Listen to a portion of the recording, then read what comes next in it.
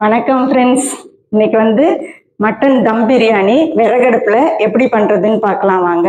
3/4 kilo mutton, 3 உலக்கு சீரக சம்பா அரிசி. Ingredients அளவு பார்க்கலாம். இந்த மட்டன் பிரியாணிக்கு இப்படி அரைச்சி வைக்கிறப்ப சூப்பரா இருக்கும். ஒரு 6 சின்ன வெங்காயம் கட் பண்ணி வச்சிருக்கேன். பட்டை இந்த அளவு அரைக்கிறதுக்கு, ஏலக்காய் 4, கிராம்பு 5, சோம்பு 1 ஸ்பூனு பெரிய ஸ்பூன்ல, பச்சை மிளகாய் 1, இஞ்சி பாருங்க இந்த அளவு, பூண்டு ஒரு 30 பல்லு பெரிய பல்லு பூண்டு, புதினா கொஞ்சம், கொத்தமல்லி தழை இந்த அளவு. அரைக்கிறதுக்கு புதினா ஒரு அரை கைப்பிடி அளவு, கொத்தமல்லி தழை ஒரு 1/4 கைப்பிடி அளவு. இப்போ அடுப்பை மூட்டிக்கலாம்.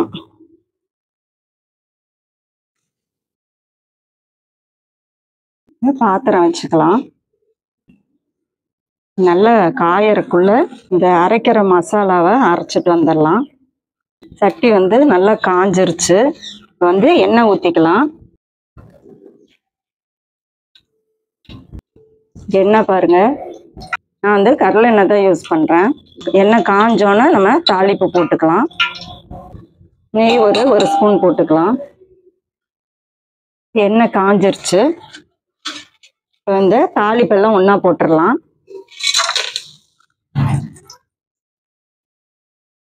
நல்ல ப்ரௌனிஷ் ஆனோன்னு இந்த வெங்காயம், பச்சை மிளகாய், தக்காளி, புதினா எல்லாம் 1 by 1 போட்டுக்கலாம். வெங்காயம் போட்டுக்கலாம். வெங்காயத்தோடைய பச்சை மிளகாவும் போட்டுடலாம். இதோடைய இந்த புதினாவும் மல்லித்தலையும் போட்டுடலாம்.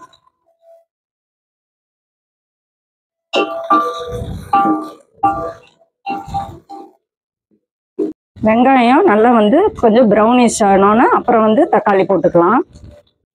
வெங்காயம் பாருங்க லைட்டாக ப்ரௌனிஷ் ஆயிடுச்சு. இப்போ தக்காளி போட்டுக்கலாம்.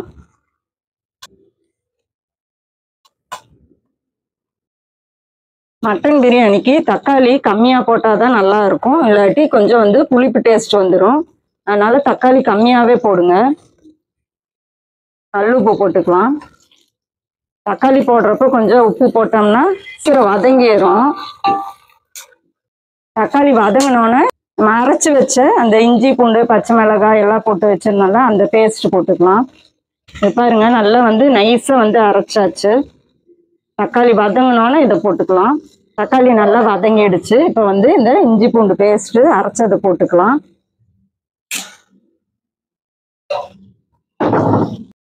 நல்லா கிளறி விட்டுடலாம். அடி பிடிக்காம கிளறி விட்டுருங்க. 3 நிமிஷம் கிளறினோன்னா மட்டனை போட்டுடலாம். இப்போ பாருங்க, இப்போ மட்டனை போட்டுடலாம்.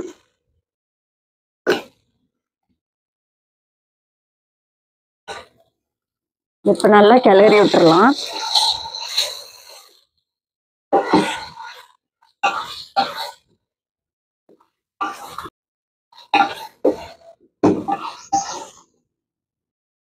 மூணு நிமிஷம் நல்லா கிளறினோன்னா தண்ணி அளவு வச்சிடலாம். நல்லா எண்ணெய் கசிஞ்சு வதக்கியாச்சு இஞ்சி பூண்டு பேஸ்டோட. நான் 3 உலக்கு அரிசிக்கு 7 கிளாஸ் தண்ணி வைக்கிறேன். இந்த உலக்குல 3 உலக்கு சீரக சம்பா அரிசி ஊற போட்டிருந்தேன். அதுக்கு அப்படியே டபுள் மடங்கு வைக்கிறேன்.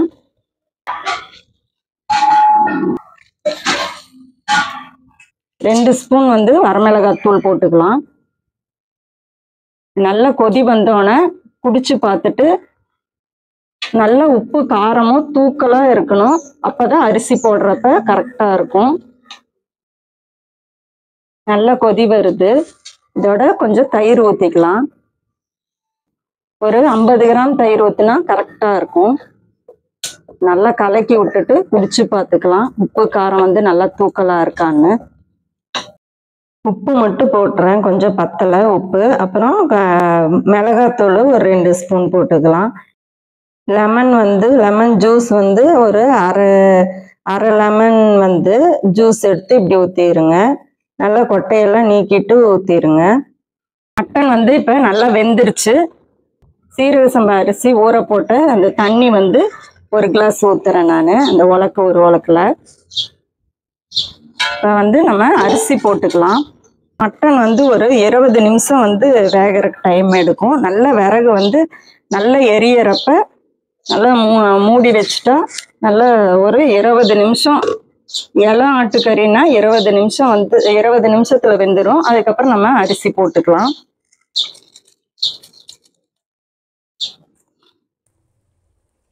அரிசி போட்டுட்டு நல்லா கலந்து விட்டுருங்க. இதுக்கு மேல நல்லா அடி பிடிக்காத மாதிரி கொஞ்சம் கலந்து விட்டுருங்க. நல்லா கலந்து விட்டுட்டு தண்ணிக்கும் அரிசிக்கும் கொஞ்சம் ஈக்குவல் ஆகிறப்ப அப்போ நம்ம நல்லா கிளீனாக தம் போட்டு வச்சுட்டா கரெக்டாக இருக்கும். பாருங்க, இப்போ நல்லா அரிசிக்கும் தண்ணிக்கும் ஈக்குவல் ஆகிட்டுருக்கு. இந்த ஸ்டேஜில் கொஞ்சம் தீ பார்த்து கரெக்டாக எரிச்சு விடுங்க. அடி பிடிச்சிடாம நல்லா கிளறி விடுங்க. இதே மாதிரி கண்டிப்பாக ட்ரை பண்ணுங்க. சூப்பராக இருக்குது. இந்த ஸ்மெல்லு அட்டகாசமாக இருக்குது. இப்போ இலை வாழை இலை இருந்துச்சுன்னா வாழை இலை போட்டு தம் போடுங்க. நல்ல ஒரு சூப்பரான ஒரு ஸ்மெல் வரும். டேஸ்ட்டும் நல்ல ஒரு டேஸ்ட்டு கிடைக்கும். வாழை இலையில் இருக்க அந்த பச்சையும் ரொம்ப நல்லது உடம்புக்கு. வாழை இலை இருந்தால் கண்டிப்பாக வாழை இலை யூஸ் பண்ணுங்க. நல்லா கேப் இல்லாமல் நல்லா க்ளோஸ் பண்ணிடுங்க. தம் போட்டாலும் கொஞ்சம் விறகு இதெல்லாம் எரிக்கிறது ஃபுல்லாக கம்மி பண்ணிடுங்க. அந்த தணலை அப்படியே அந்த தட்டு மேலே கரெக்டாக இப்படி நல்லா ஸ்ப்ரெட் பண்ணி போட்டு விட்டுருங்க. ஒரு 20 மினிட்ஸு தம்மில் போட்டால் கரெக்டாக இருக்கும். இதுக்கு மேலே அந்த தணல் ரொம்ப எரியற மாதிரி விறகு விட்டுறாதீங்க. இது ஒரு 20 மினிட்ஸ் இருக்கட்டும். அதுக்கப்புறம் நம்ம ஓப்பன் பண்ணி பார்க்கலாம். ஸ்மெல்லு சூப்பராக இருக்குது. அல்டிமேட்டாக இருக்குது ஸ்மெல்லு. பாருங்க, கரெக்டாக சூப்பராக வெந்திருக்கு. செமையாக இருக்குது. பார்த்தாவே கிளறி விடலாம். இப்போ நல்ல தண்ணி அளவு கரெக்டாக இருக்குது. பக்காவாக இருக்குது தண்ணி அளவு. பாருங்கள், சூப்பராக இருக்குது. நல்லா ஒரு உதிரியாக அப்படி தான் இருக்குது. செமையாக இருக்குது ஸ்மெல்லு எல்லாம். தண்ணி அளவு நான் ஒரு 3 அரிசிக்கு 7 ஊற்றிருந்தேன் தண்ணி. அதுக்கப்புறம் ஒரு கிளாஸ் ஊற்றினேன். பக்காவாக இருக்குது. இப்போ சாப்பிட்டு பார்க்கலாம். ஒரு பிரியாணி இப்போ சாப்பிட்டு பார்க்கலாம். நல்லா ஒரு விறகடுப்பில் செஞ்சு சாப்பிட்ணுன்ட்டு நான் ஆசை நிறைவேற்றியாச்சு. இது இப்போ சாப்பிட்டு பார்க்கலாம். செட்டிநாடு குடி ரெசிபி சப்ஸ்கிரைப் பண்ணுங்கள், கமெண்ட் பண்ணுங்கள், லைக் பண்ணுங்கள், ஷேர் பண்ணுங்கள். என்ன டிஷ் போடலான்னு கமெண்ட்டில் சொல்லுங்கள். பாருங்கள் எப்படி இருக்குன்னு. தண்ணி அளவு கரெக்டாக இருக்குது. அப்படியே உதிரியாக இருக்குது. சாப்பாடு கரெக்டாக இருக்குண்ணா. ஆனால் டேஸ்ட் அல்டிமேட்டாக இருக்குது. நான் ஃபஸ்ட்டே கொஞ்சம் சாப்பிட்டுட்டேன் நான். அதுக்கப்புறம் ரிலாக்ஸாக சாப்பிட்ற வீடியோ போடலான்னு சொல்லிட்டு இது செகண்ட் ரவுண்டு. இது இப்போ சாப்பிட்டு பார்க்கலாம். இன்னொரு டிப்ஸு, வெயில் காலத்தில் கொஞ்சம் தண்ணி தாகம் அடிச்சுக்கிட்டே இருக்கும். அப்படி இருக்கிறப்ப நீங்கள் நல்ல ஒரு பருத்தி ஆடையாக யூஸ் பண்ணுங்கள். நல்லா காட்டனாக யூஸ் பண்ணுங்கள். மேக்ஸிமம் காட்டன் யூஸ் பண்ணுங்கள். காட்டன் கர்ச்சீஃப் வச்சுட்டு கொஞ்சம் தண்ணி எந்த இடத்துல ஏதாவது ட்ராவல் பண்ணுறப்ப ஜாபில் இருக்கப்ப தண்ணி நல்லா அந்த லைட்டாக கர்ச்சீஃபில் நினச்சிட்டு கொஞ்சம் ஃபேஸ்க்கெல்லாம் ஒரு லைட் டச்சப் கொடுத்து எடுத்துக்கோங்க. ஃபுல்லாக துடைக்க சொல்லலை, ஆனால் ஒரு லைட் டச்சப் கொடுத்து அப்படி எடுத்துக்கோங்க. அதே மாதிரி கண்டிப்பாக ஃப்ரெஷ் ஜூஸ் குடிங்க. வெளியே கொஞ்சம் அவாய்ட் பண்ண பாருங்கள். ஐஸ் போடாமல் நல்லா ஒரு ஃப்ரெஷ் ஜூஸு வீட்டிலையே செஞ்சு கொண்டு போய் கண்டிப்பாக ஃப்ரெஷ் ஜூஸ் குடிங்க. அது எந்தெந்த சீசனுக்கு எந்த மாதிரி பழங்கள் அதிகம் கிடைக்குதோ அது ரொம்ப நல்லதாக இருக்கும். கரெக்டான விஷயமா இருக்கும். இப்போ முலாம்பழம் கிடைக்கிற சீசனு, தர்பூசணி கிடைக்கும். அப்படி இருக்கிறப்ப இந்த பாடிக்கு வாட்டர் கண்டென்ட் அதிகமாக தேவைப்படும். ஒரு மாதிரி ட்ரை ஆகும், தண்ணீர் சத்து கம்மியாகும் உடம்புல.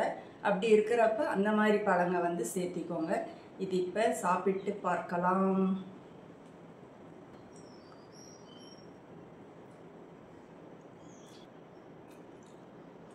சூப்பராக இருக்குது ஃப்ரெண்ட்ஸ், சான்ஸே இல்லை. பிரியாணி அப்படின்னா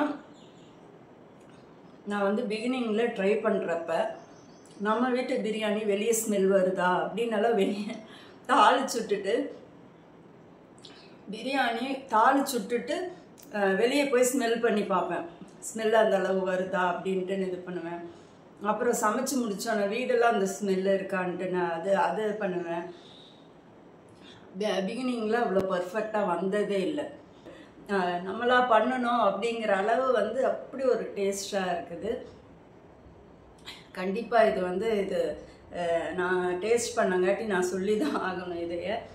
அப்படி இல்லாட்டி இதே மாதிரி வந்து நீங்கள் ட்ரை பண்ணிவிட்டு கமெண்ட்டில் நீங்கள் சொல்லுங்கள், என் சப்ஸ்கிரைபர் ஆகிய நீங்கள் சொல்லுங்கள். அந்த அளவு வந்து இன்க்ரீடியன்ட்ஸ் பக்காவாக இருக்குது, சூப்பராக இருக்குது. அது இந்த விறகு அடுப்பு சான்ஸே இல்லை. அப்படி இந்த சம்மருக்கு வந்து வச்சு செஞ்சிச்சு, நல்லா தணலாக இருந்து உட்காரவே முடியல. ஆனால் வந்து உங்களுக்கு கண்டிப்பாக இந்த வீடியோ போடணும், அந்த சம்மரில் இப்படி செஞ்சு இப்படி வீடியோ போடணுங்கிற ஒரு இது மண்டையில் ஏறிடுச்சு. ஒரு விஷயம் வந்து செய்யணும் அப்படின்னா கொஞ்சம் செய்யணும் அப்படிங்கிற இது வந்துடும். அது கேஸ் ஸ்டவ்வில் செஞ்சுட்டு நல்ல ஒரு டேஸ்ட் வந்துச்சு. ஆனால் அந்த விறகுங்கிற விஷயம் வந்து வேறு லெவலுங்க, கண்டிப்பாக அது வந்து வேறு லெவல் தான்.